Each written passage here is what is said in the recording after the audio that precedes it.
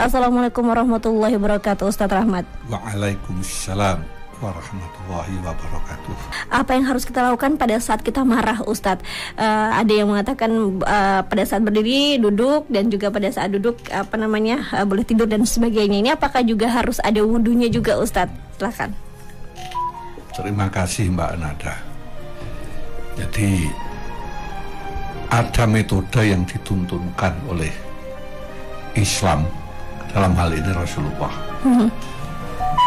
Ya, kalau kita lihat dengan pendekatan sains ilmu, ini kan orang marah itu kan maunya berdiri.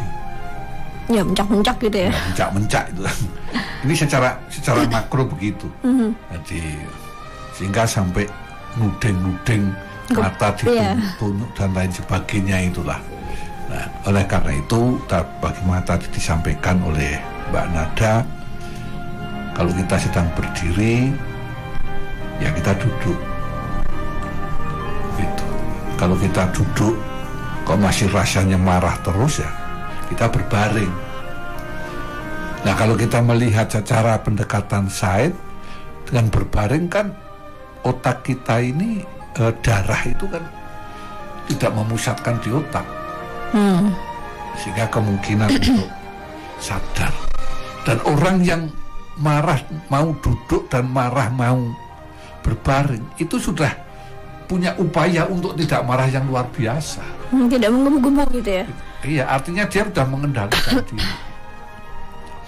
Ternyata rasa jengkelnya itu belum hilang, maka diperintahkan untuk mengambil air wudhu.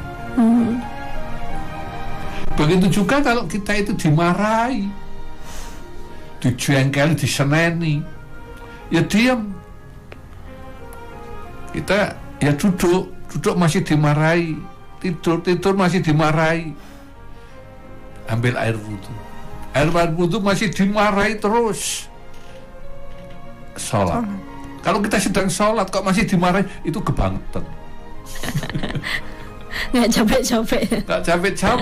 Ini yang marah sendiri itu kalau orang sholat dimarahi itu sudah bertanya, aku waras apa ora? Artinya apa? Bahwa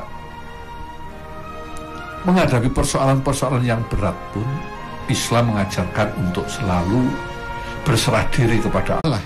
Contoh mungkin yang biasanya yang marah berkepanjangan itu kan tanda petik suami istri. Artinya kalau seperti saya dengan Mbak Nada marah, ya udah belum rampung saya pergi. Tapi berbeda kalau suami istri kan masih campur. Ya, ketemu ya terus. Kadang kan tiduran saja masih marah. Unggur-ungguran. Nah, di situ. Ini langkah preventifnya begitu. Yang berikut langkah kita ya kita minta maaf. Nah, ini bukan pekerjaan yang mudah ini untuk minta maaf. Lebih-lebih mohon maaf ini suami istri. Dalam tuntunan itu yang minta maaf itu bukan suami tapi istri, walaupun istri itu benar. Itu. Karena gimana ya, memang mungkin fitrahnya itu laki-laki begitu. Tapi dia akan tekuk lutut di bawah kerling wanita. Artinya apa? Dengan kebaikan wanita, dengan kesabarannya, dia salah dimarahi, betulan yang salah itu suami. Akhirnya suami itu justru nanti minta maaf, tidak percaya dicoba. Akhirnya akan mengatakan, aku dik yang salah. Suami itu bilang, boten, kula sing lepat. Itu kalau sudah rebutan luput, itu segalanya cepat selesai. Tapi seperti contoh, ada sebuah riwayat hadis di mana Rasulullah SAW sampai sholat isya itu bersilaturahim ke tempat sahabat-sahabatnya. Lah pulang itu agak malam. Nah, pada waktu itu pintu sudah dikunci, sehingga Rasul dengan serbannya dia gelar di depan pintu, dia tidur. tengah malam udah biasa kan keluarga Rasul itu kalau malam bangun tahajud. Nah, Aisyah itu terkejut karena suaminya itu Rasulullah tidak berada di sampingnya. Kemudian dia ingat bahwa Rasul itu belum pulang dan dia sebetulnya menunggu tapi tertidur. Nah, kemudian dia buka pintu melihat Rasul itu sedang tidur di atas serbannya itu. Langsung dia menangis dan minta maaf. Ya, kalau sebagian ulama mengatakan dia sambil mencium kakinya karena minta maaf, sambil menangis karena menyesal. Mestinya dia itu menunggu Rasul sampai pulang, tapi dia tertidur, minta maaf. Lalu bagaimana jawab Rasul? Bukan kamu yang salah, aku yang salah. Karena aku pulang terlalu malam. Kalau aku pulangnya tidak terlalu malam, kamu belum tidur. Jadinya aku yang salah. Jawab Aisyah, bukan kakanda yang salah, tapi aku yang salah. Mestinya aku menunggu kakanda sampai pulang, baru aku tidur. Tapi aku tertidur, hingga kakanda pulang aku tidak tahu. Di tengah malam itu mereka rebutan luput. Jadi bukan rebutan benar, rebutan luput.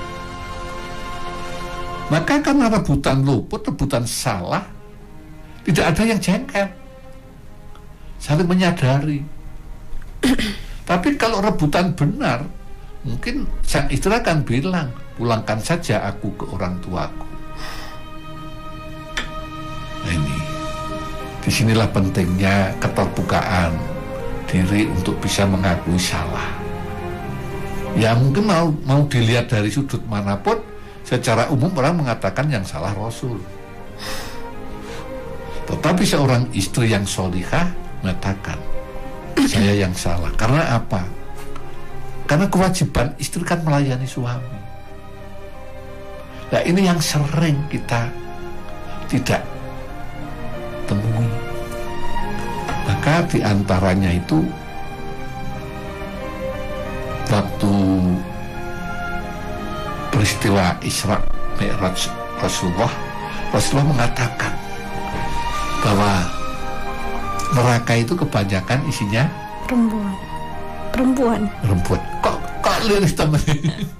Nanti tidak masuk dia nih. Kenapa? Kalau dari analisa ulama, diantaranya wanita secara makro, khususnya istri, itu kurang bisa berterima kasih pada suami. Berat ini Ustaz.